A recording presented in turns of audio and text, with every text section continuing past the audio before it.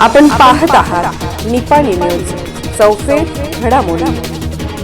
आदमापूर बाळूमामा देवस्थानातील 61 कोटीचा घोटाळा उघड, कार्याध्यक्ष सचिव यांच्यावर गुन्हा दाखल। महाराष्ट्र कर्नाटकातील लाखो भाविकांचे श्रद्धास्थान असलेल्या आदमापूर तालुका भुदरगड जिल्हा कोल्हापूर येथील संत सद्गुरू बाळूमामा देवस्थान ट्रस्टमध्ये 60 कोटी 74 लाखाचा आर्थिक अपहार झाल्याचे लेखापरीक्षण अहवालात म्हटलं आहे। या प्रकरणी धर्मादाय आयुक्त मुख्यालय मुंबई येथील देवस्थान शाखेचे निरीक्षक रंगराव गडकरी यांनी रविवारी रात्री उशिरा भुदरगड पोलीस ठाण्यात तक्रार दिली असून गुन्हा दाखल झाला आहे। या प्रकरणात ट्रस्टच्या तत्कालीन कार्याध्यक्ष रागिनी खडके, सचिव रावसाहेब कोनकेरी तसेच ट्रस्टचे सर्व संबंधित सदस्य व जबाबदार पदाधिकाऱ्यांविरुद्ध विविध आर्थिक गैरव्यवहार प्रकरणी गुन्हा नोंदवण्यात आला आहे।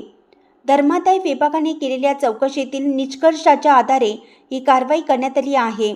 या ट्रस्टच्या कारभाराबद्दल तक्रारी झाल्यावर उच्च न्यायालयाने न्यायिक अधिकारी M.B. लंबे यांची चौकशी समिती नेमली होती।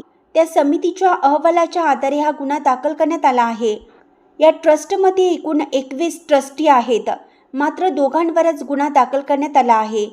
फिर्यादीनुसार मार्च 2020 ते मार्च 2026 या 6 वर्षाच्या कालावधीत ट्रस्टच्या निधीचा कथित गैरव्यवहार, आर्थिक व्यवहारामध्ये अनियमितता, लेखापरीक्षणातील त्रुटी तसेच देवस्थानच्या मालमत्तेच्या व्यवस्थापनात गंभीर स्वरूपाच्या अनियमितता झाल्याचा आरोप करण्यात आला आहे।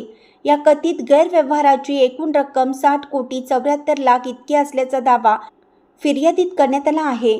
संत सद्गुरू बाळूमामा देवस्थान हे महाराष्ट्र व कर्नाटकातील लाखो भाविकांचे श्रद्धास्थान असल्याने या गुन्ह्याची नोंद झाल्यानंतर भाविकांमध्ये मोठी खळबळ उडाली।